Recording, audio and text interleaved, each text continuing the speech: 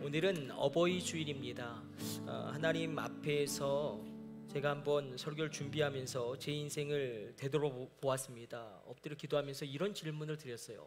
하나님, 왜 저를 이토록 죽도록 공부시키시고 그토록 오랜 시간 공부시키셨습니까? 그 이유는 무엇입니까? 그렇게 공부 많이 안 해도 됐을 것 같은데, 그때 분명한 하나님의 응답을 받았습니다. 하나님 뭐라고 하셨을까요?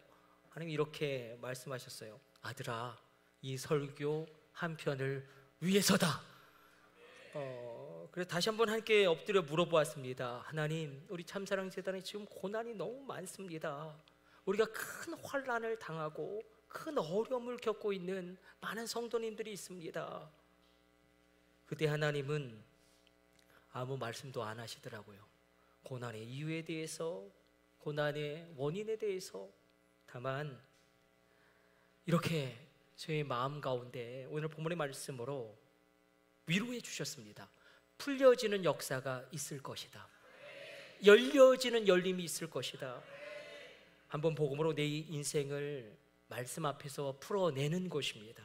복음으로 한번 내 인생을 해석해 보는 것입니다. 내 인생의 모든 고난, 모든 아픔, 나의 상처, 심지어 내 수치까지도 한번 복음으로 내 모든 것을 풀어내 보면 어떨런지요. 우리가 그렇게 에베소서 6장의 말씀 앞에, 마태복음 18장 18절의 말씀 앞에 서는 것입니다. 어버이 주일이죠. 유엔의 기준에 따르면 65세 이상의 인구가 전체 인구의 14%가 되면 고령 사회로, 성장의 동력이 떨어진 사회로 간주되어지고, 만약 65세 이상이 전체 인구의 20%가 되어지면 초고령 사회로 GDP의 폭락이 불가피하다라고 판단합니다. 우리나라는 어떨까요? 우리 주한이가 귀하고 서준이가 귀한 이유가 여기 있습니다. 2023년 행정안전부 조사에 따르면 우리 대한민국의 65세 인구는 거의 1,000만 명에 육박함으로 말미암아 이미 19%를 넘어갔습니다. 이미 우리나라는 초고령 사회에 진입한 것으로 판명되고 있습니다. 세상은 그렇게 이야기하죠. 많은 언론들도 학자들도 그렇게 이야기합니다. 노인들에 대하여 어떤 가치도 부여하지 않습니다. 1990년대 후반에 격렬한 논쟁이 있었습니다. 21세기 미국이 초강대국의 지위를 유지할 수 있을 것이냐 없을 것이냐. 대표적으로 피터 드러커와 레스터 스로우의 견해가 격렬하게 부딪혔는데, 레스터 스로우는 미국의 지금 굴뚝 사업이 다 무너지고 있지 않냐. 제조업, 자동차, 조선, 철강 다 망하고, 그렇다고 미국에 반도체 공장도 있는 것도 아닌데 21세기의 미국은 심각한 어려움에 봉착할 것이다. 그때 피터 드러커가 아니다, 미국은 기축통화국이다, 달러 막 찍어내서 화폐전쟁을 벌이면 이길 수 있다. 여러분, 규제로 말미암아 혁신적인 기업이, 스타트업 기업들이 생존할 수가 없다. 피터 드러커가 이렇게 이야기했어요. 미국이 애를 많이 낳는다. 오히려 유럽은 2020년대에 약소국이 될 것이다. 남유럽은 더 박살날 것이다. 왜냐하면 인구 고령화 때문에. 제가 말씀드리려고 하는 건 세상은 그렇게 본다라는 거예요. 고령화가 진행되면 은퇴하면 끝난 것처럼, 별로 가치가 없는 것처럼 여깁니다. 그러나 하나님의 말씀은 어떻습니까? 여러분, 노인은 지혜자이며 역할이 있는 존재다라고 말씀하십니다. 왜 그런가? 하나님은 잠언 16장 31절 통하여 이렇게 말씀하시죠. 백발은 영화의 면류관이요 의로운 길에서 얻게 되는 것이라. 레위기 19장 32절을 통하여 젊은 너는 흰머리 앞에서 일어서고 노인의 얼굴을 공경하며 내 하나님을 경외하라. 나는 너의 여호와니라. 여러분, 저는 도덕적인 윤리를 이야기하고 있는 것이 아닙니다. 하나님 오늘 선포하시죠. 노인은 중요한 존재다. 역할이 있는 존재다. 사명이 있다라는 것입니다. 우리 다음 세대에게 하나님의 능력과 예수와 성령을 전달하는 통로가 될지어다. 우리 장로님들, 권사님들을 축복합니다. 사실 우리 어른들이 있기 때문에 우리 교회가 있는 것이고요, 이 어른들의 헌신과 기도가 있기 때문에 우리 믿음이 이어지고 있는 것입니다. 오늘 본문의 말씀은 우리가 교회의 어르신들과 부모님들을 섬기고 존경하고 공경하는 것은 마땅한 일이다라고 에베소 6장 1절로 꽝 때리고 시작합니다. 우리 6장 1절 2절 3절 다시 읽습니다. 자녀들아, 주 안에서 너희 부모에게 순종하라. 이것이 옳으니라. 내 아버지와 어머니를 공경하라. 이것은 약속이 있는 첫 계명이니 이로써 내가 잘되고 땅에서 장수하리라. 오늘 본문의 말씀 가운데 복음으로 내 인생을 한번 풀어내 보는 것입니다. 특별히 부모와 자녀 관계에 있어서 부모님을 주 안에서 공경하는 것이 왜 그토록 중요한지 그 답을 오늘 본문은 우리에게 증언하고 있습니다. 절기설교입니다. 절기설교는 성경의 원리를 증언하기 때문에 원리는 단순하죠. 그러나 강력합니다. 마치 컴퓨터가 0과 1이라는 이진법으로 그 0과 1이라는 단순한 이진법으로 수많은 연산과 계산을 수행하고 엄청난 정보를 처리하고 방대한 지식을 축적하는 것과 마찬가지로 원리는 단순하지만 강력합니다. 그래서 절기설교이기 때문에 저는 이 설교를 30년 전에도 했고 20년 전에도 했고 10년 전에도 했고 작년에도 했고 올해도 했고 내년에도 할 것입니다. 본질이에요. 주 안에서 너의 부모를 공경하라. 그리하면 내가 잘되고 내가 장수하리라. 이 말씀의 원리가 변하지 않기 때문에 이 본질적인 원리의 말씀을 우리는 반복해서 들어야 합니다. 반복해서 내 삶 가운데 적용해야 됩니다. 그럼요, 무너져도 다시 적용해야 됩니다. 한번 이렇게 시작해 보죠. 관계는 늘 중요합니다. 관계에는 하나님과 인간 사이의 수직적인 관계가 있을 수 있고 또 인간과 인간 사이의 수평적인 교제가 있겠고 또 인간과 자연과 환경 사이에 상호 영향적인 교제가 있습니다. 관계가 좋다라는 것은 행복하다라는 것을 성경은 증언합니다. 죄가 들어오기 전까지 에덴 동산은 천국의 모형으로 우리에게 소개되고 있습니다.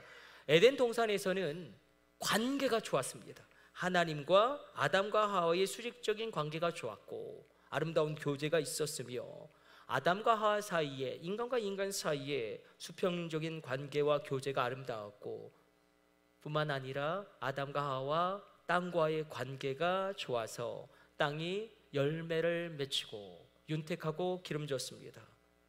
그러나 죄가 들어옴으로 말미암아 이 모든 관계가 파괴되어지고 에덴 동산에서 아담과 하와는 추방되어지기에 이르릅니다. 우리가 언제 행복할까요? 물론 우리에게 충분한 경제적인 여력이 있을 때 행복하겠죠. 또 우리에게 어떤 힘과 능력이 있을 때 행복하겠죠. 그러나 본질적으로 성경은 우리의 행복은 관계가 좋을 때 가장 행복하다라고 증언합니다. 어려서는 부모님과 관계가 좋아야 행복한 것이고 학창 시절에는 선생님과의 관계가 좋아야겠고 친구들과 관계가 좋아야 할 것입니다. 장성하면 특별히 성경은 이것을 굉장히 집요하게 다루는데 우리가 장성하면 나는 나 자신과의 관계가 좋아야 합니다. 어떠십니까? 복음 안에서 나와 나 자신이 화해하셨습니까? 성도 여러분, 여러분 자신과 복음 안에서 화해하셨습니까? 직장에 들어가면 직장 동료들과의 관계가 좋아야겠죠. 그래야 평안합니다. 결혼하면 당연하죠. 부부 사이가 평안해야 아름다워야 행복합니다. 자녀와의 관계가 정말로 연대가 있고 대화가 되어야지만 평안하고 행복합니다. 그런데 반드시 기억해야 할 것은 이 모든 인간관계의 풍성함은 부모님과의 관계, 부모님과 나와의 관계가 기초가 된다는 것입니다. 조금만 더 위로 올라가 생각하면 나의 하늘 아버지가 되시는, 나의 아버지의 아버지가 되시는, 진정한 하늘 아버지가 되시는 하나님과의 관계가 좋아야 합니다. 부모와 자녀의 관계, 이것이 가정에서 일어나는 인간관계의 기본적이고 본질적인 관계입니다. 그런 가정이라는 게 참 묘하죠.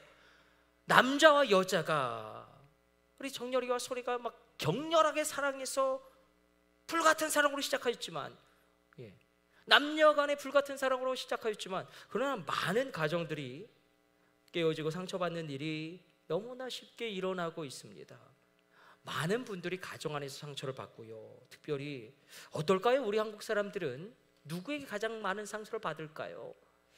통계가 하나 발표되었는데 너무나 안타깝게도 자기의 아버지에게 상처를 받았다고 응답한 분이 78%에 육박했습니다. 여러분의 가정은 어떠신지요? 여러분의 아버지는 좋았는지요? 여러분들의 아빠는 상냥하셨는지요? 어떤 가정은 자녀와 아버지의 관계가 아주 불행하고 부모와 자녀 사이의 관계가 막혀 있습니다. 대화 자체가 되지가 않습니다. 어떤 가정은 부부 사이가 엉망진창입니다. 남편은 이미 벽이 되어져 버렸고 아내는 나를 도와주지 않습니다. 어떤 가정은 물질적으로 어려움으로 말미암아 힘겨워하는 가정도 있겠고, 어떤 가정은 사랑하는 자녀가 떠나감으로 말미암아 힘에 부치는 가정도 있습니다. 또 어떤 가정은 물질도 있고 건강도 있고 모두가 다 인격적인데, 모두가 다 평안한데, 그런데 예수님이 그 가정 안에 없어서 아주 집단적으로 손잡고 다 같이 지옥 가는 가정도 있습니다. 여러분 가정 안에 예수가 있을지어다. 우리가 아무리 우리 가정을 새롭게 일으켜보고 나의 자녀와 대화를 해보자 결심하고 몸부림쳐도 잘 안 됩니다.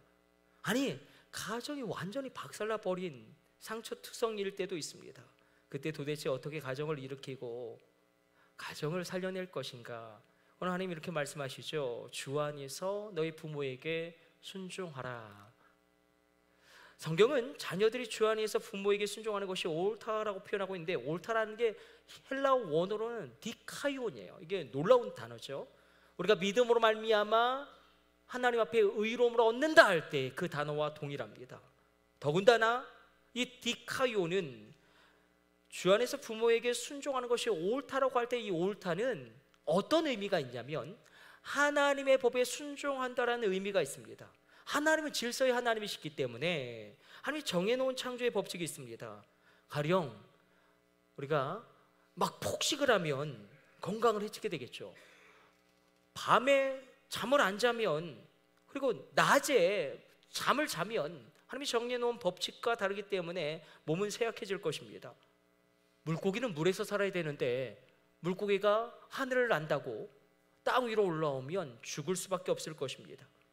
이것과 똑같다라는 거예요. 부모님께 순종하는 것이, 주 안에서 순종하는 것이 마치 하나님의 법칙을 지키면 우리가 강건하고 생명이 장수하는 것과 마찬가지로 그렇게 되겠지만, 그 법칙을 어기게 되면 병이 들고 생명이 단축되어집니다. 부모님을 공경하면 땅에서 잘 되고 장수한다. 그런데 오늘 우리가 주 안에서 너희 부모에게 순종하라, 주 안에서 너희 부모에게 공경하라, 이것을 우리가 한번 진지하게, 자, 여러분 가운데 인간관계에 풍성함이 있을지어다. 풍성함이 있어라. 그럼 이 본질을 이야기하는데 주 안에서 너희 부모에게 공경하라, 주 안에서 너희 부모에게 순종하라, 이것의 의미를 우리가 세 가지로 살펴보려고 합니다. 주 안에서 너희 부모를 공경하라, 이것은 무엇보다도 먼저 부모님을 전도하라는 것입니다. 부모님이 너 예수 믿지 마, 교회 가지 마, 오늘 나랑 밥 먹자, 그래서 교회 안 오고 믿음을 포기하는 것이 부모님에게 순종하는 것이 아니라 오히려 부모님을, 예수님을 믿게 하는 것이 부모님을 공경하는 것입니다. 이 첫 번째가 부모님을 전도하라는 것이고, 두 번째는 이렇게 표현되고 있죠. 내 부모를 공경하라. 여기서 공경하다라는 원어 자체가 티마오인데, 이것은 가치 있게 여겨라, 존귀하게 여겨라. 아주 직설적으로 하면 마치 높은 가격으로 귀한 물건을 구매하듯이, 높은 가격을 매기듯이 그렇게 공경해라. 그냥 쉽게 말하면 부모님을 물질적으로 책임지라는 것입니다.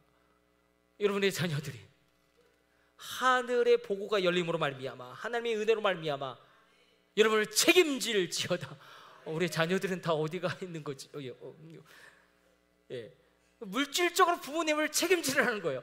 저도 이게 굉장히 부담스럽게 말씀 가운데 다가오지만, 하나님이 우리에게 문을 열어주시면, 그래서 이렇게 말씀하십니다. 이것이 약속 있는 첫 계명이다. 약속 있는 첫 계명은 모세가 받은 10계명과 연결되어집니다. 모세는 10계명을 두 돌판에 받습니다. 한 돌판에는 1계명에서 4계명까지 하나님과 인간 사이에 지켜야 될 계명이 기록되어져 있고, 두 번째 돌판에는 인간과 인간 사이에 지켜야 될 수평적인 계명이 기록되어져 있는데, 그러니까 첫 번째 돌판에는 1계명에서 4계명까지 하나님과 나와의 지켜야 될 수직적인 계명, 두 번째 돌판에는 인간과 인간 사이에 지켜야 될 수평적인 계명이 들어있는데, 두 번째 돌판의 첫 번째 계명이 바로 너의 부모를 주 안에서 순종하라라는 것입니다. 이것이 왜 중요하냐면 하나님은 일하십니다. 그런데 사람을 통해서 일하십니다. 여러분을 통해서 일하실 것입니다. 이것을 조금만 바꾸어 보면 하나님은 만남을 통해서 일하십니다. 잘 생각해 보십시다. 이삭이 리브가를 만나듯이, 요셉이 바로를 만나 총리가 되듯이, 다윗이 사무엘을 만나 기름 부음을 받듯이, 사도 바울이 아나니아를 만나 안수받고 그 눈에서 비늘이 떨어졌듯이 여러분의 자녀들을 축복합니다. 반드시 만나야 할 사람을 만날지어다. 반드시 만날 사람을 만나게 되어지는 만남의 축복, 관계 풍성함. 그런데 이것을 위해서 주 안에서 내 부모를 공경하라, 이것은 마지막 세 번째 의미는 너의 부모를 용서해라라는 의미가 담겨져 있습니다. 오늘 본문의 배경이 되고 있는 에베소는 엄청난 도시입니다.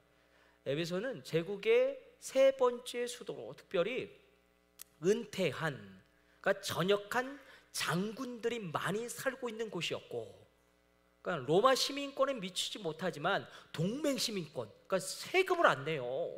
이게 얼마나 큰 특권입니까? 우리 사업하시는 분들 세금을 안 낸다, 이거 엄청난 거죠. 그 동맹 시민권을 가졌던 도시인데 세계 7대 불가 사이로 여겨지는 아데미 신전이 있습니다. 도대체 그 옛날 그 엄청난 신전, 그 규모를, 그 엄청난 것을 어떻게 지었는지 불가사리예요. 또한 에베소에는 로마 제국에서 가장 크다고 여겨지는 도서관이 있었고, 이 세수스 도서관에는 로마 사상의 정수, 헬라 철학이 집대성이 총망라되어져 있었습니다. 너무나 놀라운 것은 2000년 전임에도 불구하고 이 에베소에서는 고고학자들이 발견했는데 깜짝 놀랐어요. 수세식 화장실이 있었습니다.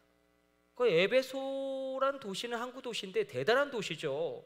그 찬란한 문명, 그 지적인 풍성함, 지적인 진보가 있었음에도 불구하고 문제는 무엇이냐면 로마 문화가 이 도시를 꽉 잡고 있었는데, 로마 문화의 문제는 가정을 박살내는 문화라는 것입니다.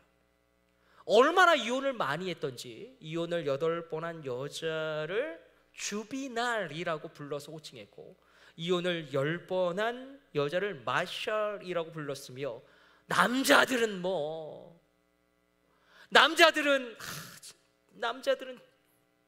역사신학자 제롬이 21번 이혼한 남자가 23번째 이혼한 여자와 결혼하는 것을 기록합니다.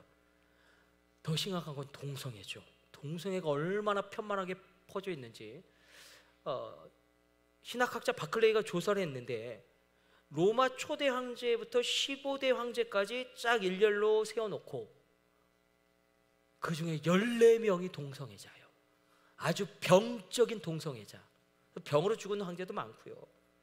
이러니 가정이 다 무너지고 파괴됩니다. 더군다나 그 악법, 파테르 파밀리아스라는 아버지에게 절대적인 권한을 부여하는 법인데, 아이가 태어나면, 한 가정에서 아이가 태어나면 그래도 여성의 권위가 굉장히 높았어요. 로마 제국 시대에는 여성의 권위가 굉장히 높았는데, 그런데 아이가 태어나면 이 아버지가 워낙 물러나다 보니까 이 아이가 내 아이가 아닌 것 같아요.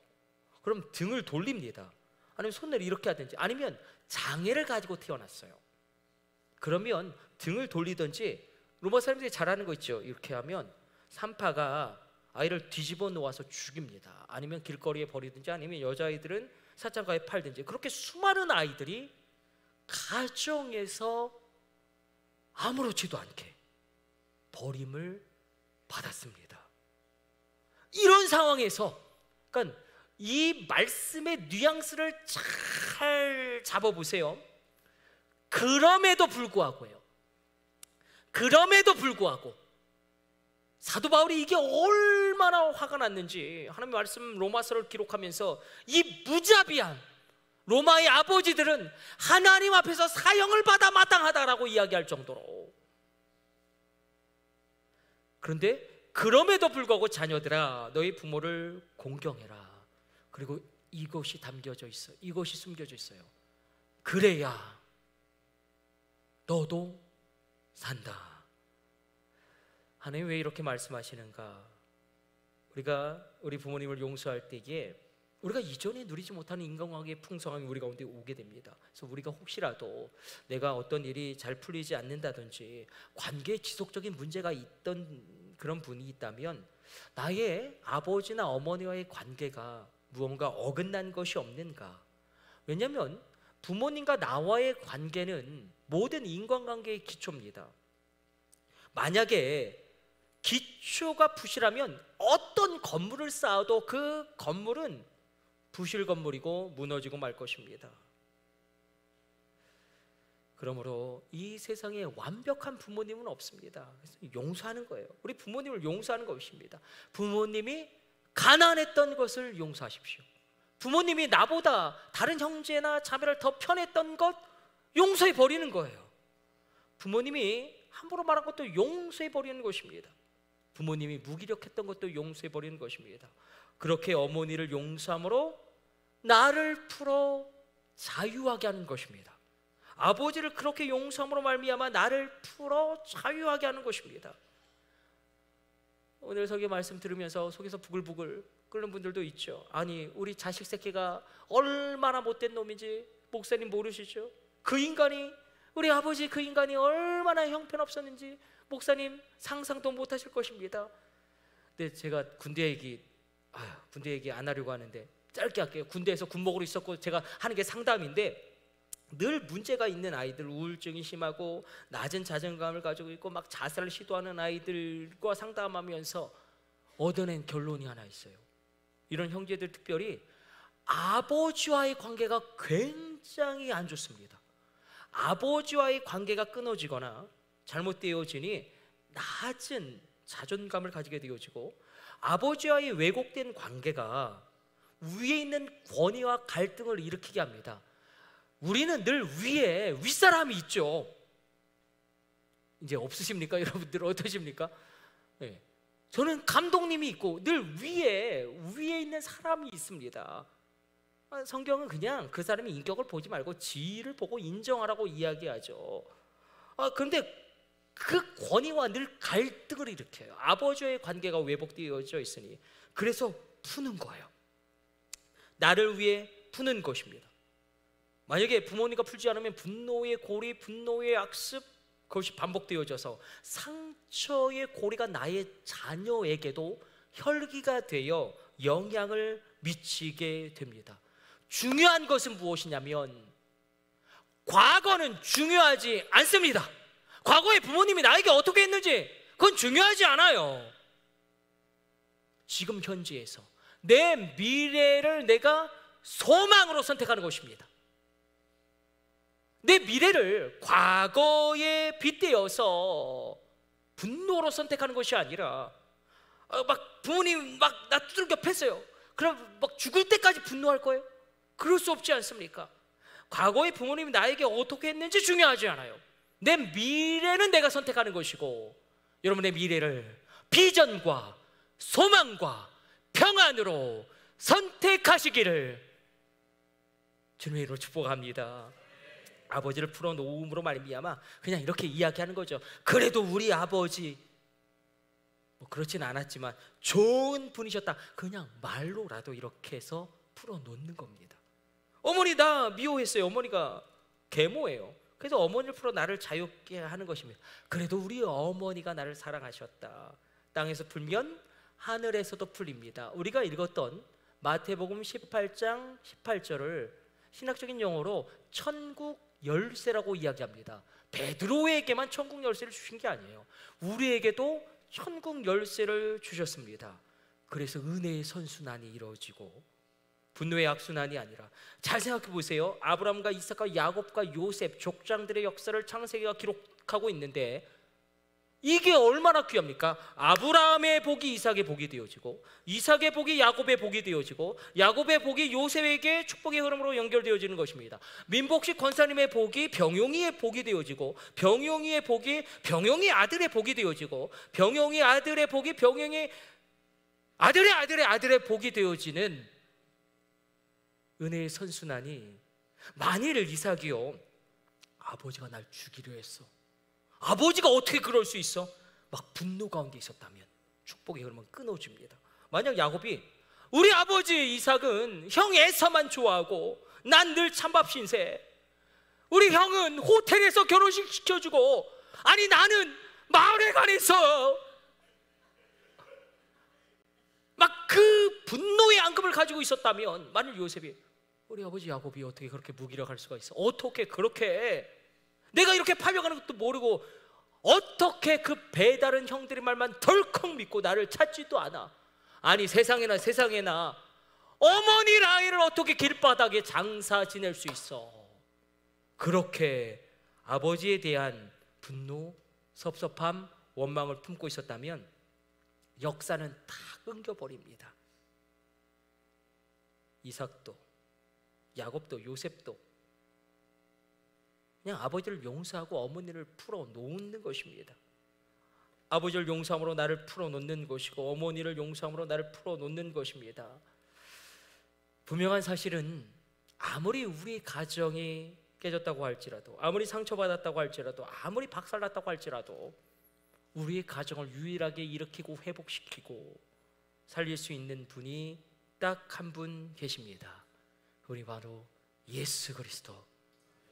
예수 그리스도. 이렇게 설교 결론 내려보죠. 요한복음은 이것을 이렇게 설명합니다. 어떻게 설명하냐면,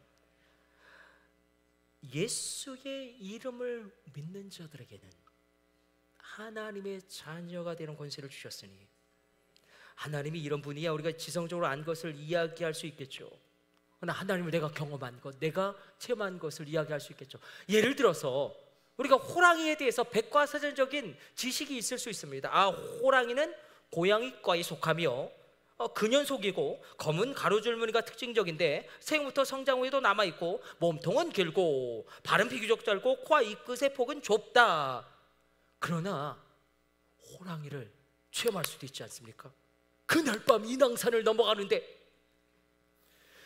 두 개의 이따만한 눈이 큰 불이 이글이글거리는 것처럼 불타오르고, 눈썹은 아주 짙고 부리부리하고, 그 허벅지는 내 허리통보다 굵고, 그 집채만한 짐승이 나를 향해 다가오는데 그 시퍼런 이빨을 으르렁거리면서 이제 나는 정말 죽는구나. 그때에 이게 있겠죠.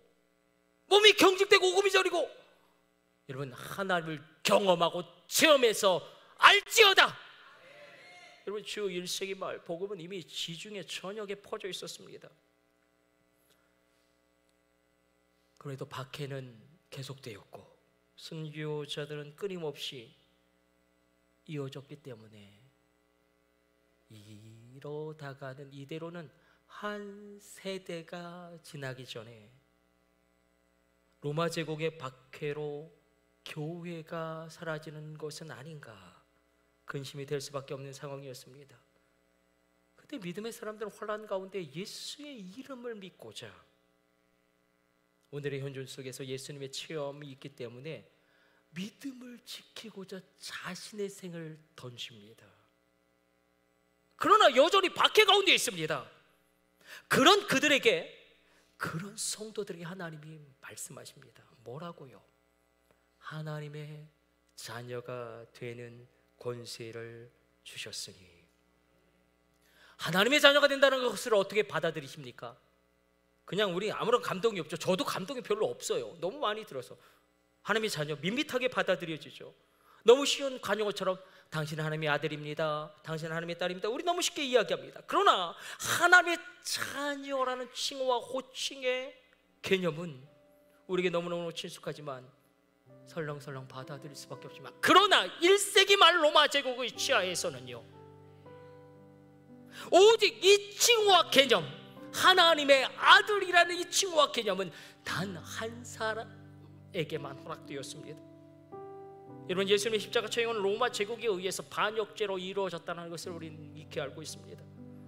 주 1세기 말에 당신이 하나님의 아들입니다, 당신이 하나님의 딸입니다, 이건 충격적인 고백입니다. 오늘 하루 고난 가운데 있는 그들에게 주님 말씀하십니다. 너는 지금 하나님이 나의 아들이야. 너는 오늘 하나님이 나의 딸이야. 로마 제국의 하나님의 아들로 불려진 존재는 단 한 사람, 로마 황제밖에 없습니다. 로마 제국의 황제들은 심지어 화폐도 이 칭호와 호칭을 새겨놓았죠. 하나님의 아들 가이사, 하나님의 아들 도미티안, 하나님의 아들 네로. 그런데 지금 주님 무엇으로 말씀하시냐면, 고난당하고 핍박당하고 감옥에 있는, 언제 죽을지 모르는 그들에게 너희가 바로 하나님의 아들이야, 너희가 바로 하나님의 딸이야. 내가 하나님의 아들이고 내가 하나님의 딸이라는 이 표현 어떻게 받아들여 주십니까? 너무 쉽게 우리가 관용적으로 받아들일 수밖에 없죠. 그러나 도저히 내가 감당할 수 없는 호칭으로 나를 불러주시는구나, 내 상황과 처지를 보면 도저히 내가 불려줄 수 없는 이름인데 그 이름으로 나를 불러주시는구나, 여기에 우리 가정의 회복의 비밀이 있습니다. 우리 가정의 아버지는 하나님이 되십니다. 하나님은 나의 아버지가 되십니다. 하나님은요, 아비 없는 나의 자녀의 아버지가 되십니다. 이것이 그 이름을 믿는 자들의 권세인 것입니다. 어떠십니까? 지치셨습니까? 앞이 보이지 아니하십니까? 가슴을 쓸어내리면서 땅이 꺼질 듯한 한숨을 남몰래 쉬고 계십니까? 그럼에도 불구하고 예배하러 오늘 의지를 다하러 오신, 그 의지를 다함이 오신 여러분에게 지금 하나님이 선언하시는 것입니다.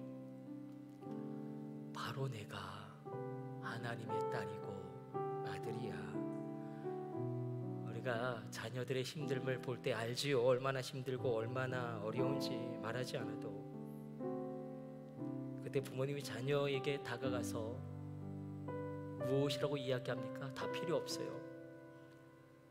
우리 딸 힘들지? 힘내. 우리 아들 애쓴다. 힘내라. 여기에 무엇이 들어가 있습니까? 관계가 들어가 있는 거예요. 사랑이 들어가 있는 것입니다. 지금 하나님이 오늘 이 아침에 애쓰고 고생하는 자기 자녀들에게 오셔서 믿음을 지키려고 몸부림치는 자기의 자녀들에게 이렇게 이야기하시는 것입니다. 우리 딸 애쓴다. 우리 아들 힘내라. 그 하나님의 현존하심, 나와 동행하심을 이렇게 체험함으로 말미암아 우리는 세상의 위를 넉넉히 걸어갑니다. 저는 오늘 어제 설교를 준비하면서 동영상 하나를 보았는데 그게 마음에 울림이 있었습니다. 양희은과 악동 뮤지션이 엄마가 딸에게라는 곡을 같이 부르는 콜라보인데, 엄마의 일기장, 딸의 일기장의 내용을 서로 풀어내므로 서로를 다시 보게 하는 곡이기도 하고, 자신이 이루지 못한 그것을 자녀에게 투영시켜 이루고자 하는 부모의 대리만족, 그것을 거절하는 곡이기도 한데, 이 동영상에 울림이 준 것이 중간에 이찬혁이 이렇게 독백처럼 어머니를 향해서 노래합니다. 매번 크고 작은 잘못으로 당신 마음에 망치를 대죠. 그래도 구멍난 맘과 손으로 내 옷의 실뭉치를 엄마는 꿰매주시죠. 괜찮다고 해서 내 마음이 놓여지지 않았다는 것을 엄마는 아실까요? 미워질만 하면 안아주는 당신 품에 다음부터 잘하겠다고, 디어 맘.